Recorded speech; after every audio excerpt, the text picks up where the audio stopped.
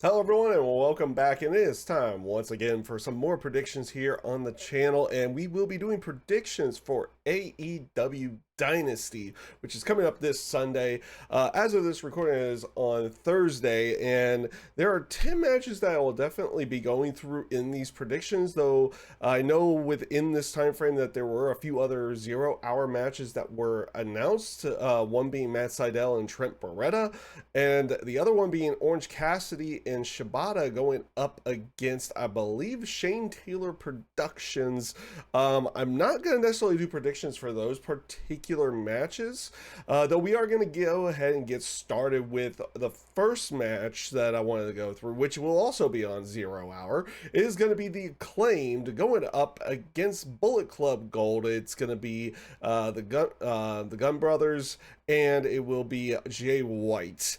And this is going to be, also just to make mention to it as well, I can't believe I forgot that, it's going to be for both sets of Trios titles. It's going to be for the AEW Trios Tag Team Championships and for the Ring of Honor 6-Man Tag Team Championships as well. This has been kind of building up recently, through the whole aspect that these two groups of three, these two trios, were going to team up because of their dislike towards the Undisputed Kingdom, yet did nothing with them. Yeah, the story hasn't really been all that great going into this. I can expect that this match is going to be pretty, at least a pretty decent one on the 0 hour. They have been doing this whole thing with Max Caster kind of being a little bit off recently, so maybe they do play up a little bit of a storyline there as well. In my thought process with this one, in terms of the Acclaim, they've had those AEW Trios Tag Team titles for a while.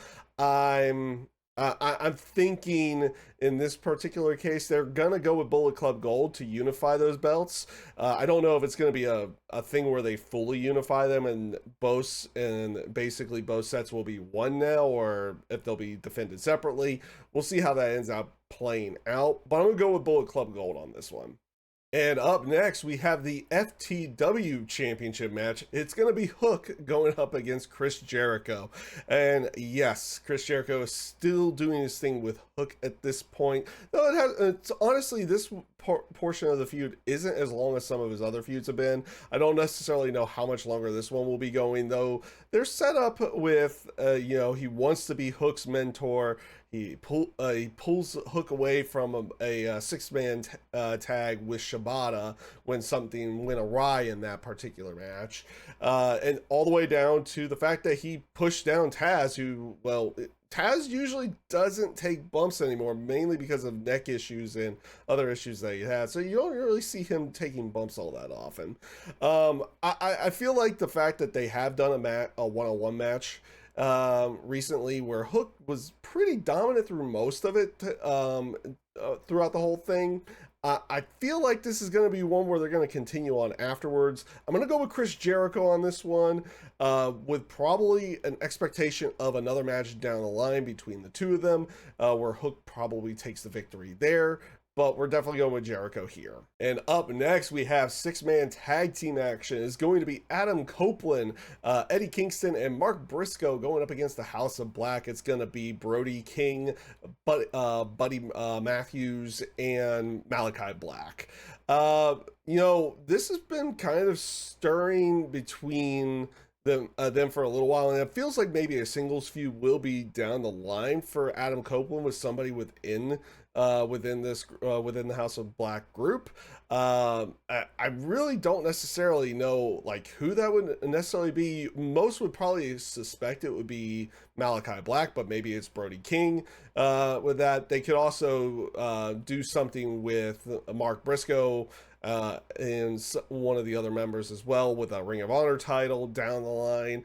But in terms of a match victory here, I'm going to have to go with the House of Black on this one, because I do feel like they will need to pick up a victory here to maybe start some solo feuds between everybody else. And up next is going to be for the international title. It's going to be Roderick Strong going up against Kyle O'Reilly. Kyle O'Reilly just coming back actually at the last pay-per-view at Revolution. Has been picking up victories here and there. They've been playing up this storyline where, he showed up said basically was like saying hi to the Undisputed Kingdom and everything to go along with that, but kind of wanted to do things on his own.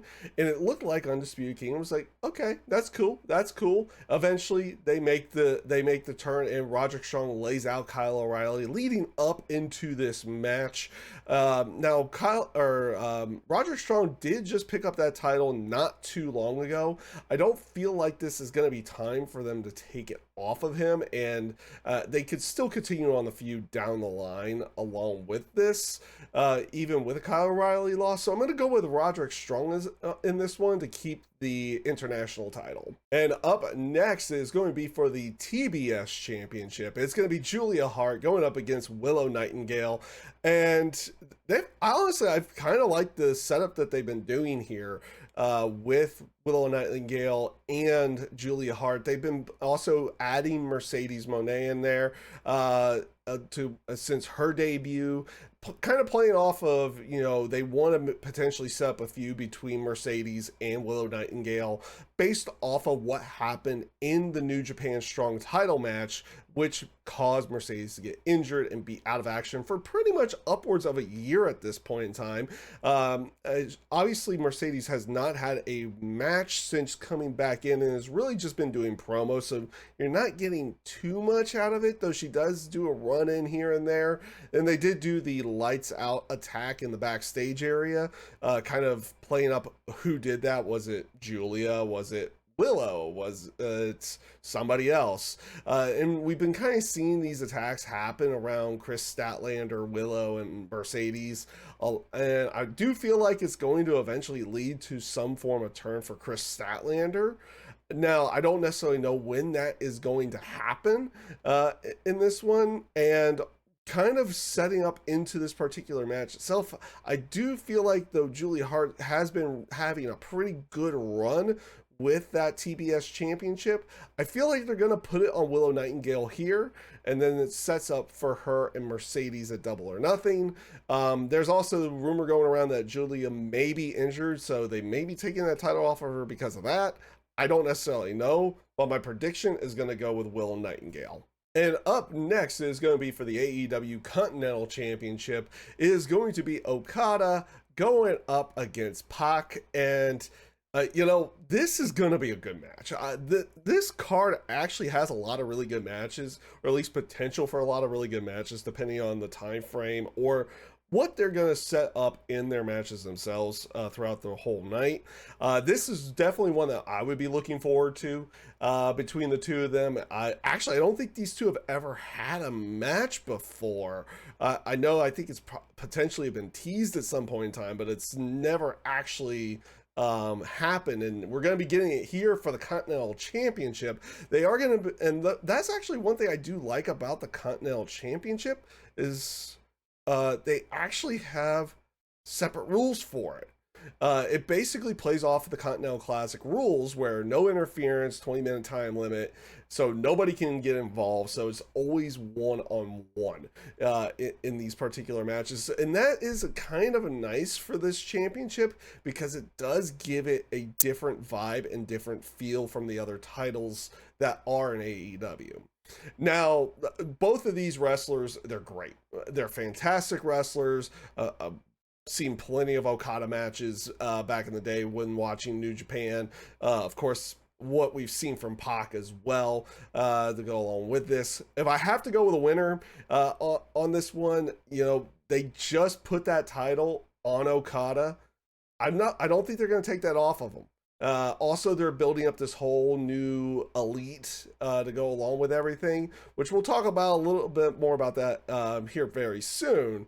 But I'm going to go with Okada to pick up the victory here, though expect this to be a really good match. At least that's what I would be thinking. And up next is going to be for the AEW Tag Team Championships. It's also going to be a ladder match as well. It is going to be the Young Bucks going up against FTR.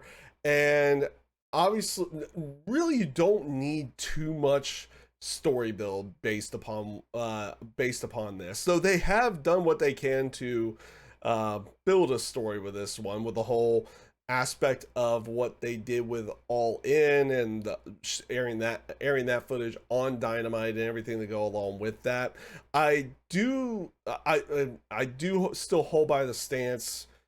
It was a little bit silly for them to show that footage. They did at least try to tie it into a storyline, and it makes a little bit of sense with that. My stance, also based upon all the actions from All In way back in the day, still stand as well. Everybody was in the wrong, and well, I pretty much at this point, if we want to go full on with that, probably the only adults in the room in that backstage moment were probably Samoa Joe, Cassius Ohno, and Jerry Lynn. We'll be real about that. We'll be real about that particular side of it. But we're not here really to talk about that. We're here to talk about this match. And FTR and the Young Bucks, they've had 3 matches before. All 3 of them really good in their own right. I still feel like their All In match was probably their best match with the 2 of them. And we're gonna get another one here, and this time it's gonna be a ladder match. Now, they haven't really done this with the 2 of them, with both of these teams. They haven't done a ladder match yet, so it does add that extra dynamic in there. I do suspect that, again, you're going to be building this new elite, and the whole aspect that they've added this whole thing with showing the Jack Perry and CM Punk footage in there. I feel like this is where you bring in Jack Perry. You bring him back in. You do the whole scapegoat thing that he's been doing over in New Japan, everything to go along with that. And he's going to join the elite in this particular case. I'm going to go with the Young Bucks to pick up the victory here and take the tag team titles. And it will probably lead to a 5th match between these 2 teams somewhere down the line. Who knows when that will actually be, but I'd be probably looking forward to that match as well. And up next is going to be for the AEW Women's Championship. It is going to be Timeless Toni Storm going up against Thunder Rosa. And honestly, this has been a pretty good setup for the women's title here. Timeless Toni Storm kind of doing her own thing where she's trying to keep Mariah May around, though we do have a little bit more interaction from her associations with Stardom coming forward as well. Thunder Rosa's basically been gunning for the title since she's come back. She was the surprise tag team partner for Deonna Purrazzo, where she ended up pinning Toni Storm at that point and kind of jumping Deonna Purrazzo for that #1 contendership and going for the women's title. Now they're basically going where they try to help one another, the other one doesn't want the help, and then they don't really fight each other. It's just they don't want each other's help to go along with it. Now, based off of everything here, I don't feel like Toni Storm's time is up as AEW Women's Champion. It was definitely a reign that I was a little bit skeptical of because of more of the comic nature of Timeless Toni Storm, though I do feel like they've done a little bit less of that kind of aspect. They still do keep the comedic aspect of it within like her promos and a few of the other areas, but the matches have definitely changed from where they originally were when she started doing the Timeless gimmick to begin with. So they have been a lot better, at least in my own personal opinion, since winning the title. I do feel like this could be a good match as well, but as I mentioned before, I don't think Toni Storm's time is up with that championship. And I'm going to go with Timeless Toni Storm for this one. And up next is a match that people have been waiting to see. It's going to be Will Osprey going up against Bryan Danielson. And this one, I actually do. This build has actually been a interesting one here, where you thought it was just going to be more about respect between the 2 of them, but they've tied in this whole aspect of the Don Callis family and Blackpool Combat Club as well with everything. You have the Callis family trying to injure Bryan Danielson or other buddies of his and everything with it, and Will Ospreay is the one not really wanting it to happen. He wants none of it. and almost like to the point of getting angry at Kyle Fletcher, Will Hobbs, and everybody inside of there, and Konosuke Takeshita as well, just getting angry at the Callis family for getting involved in trying to beat down and injure these guys before the match. He was like, I want them at 100%. It's like, okay.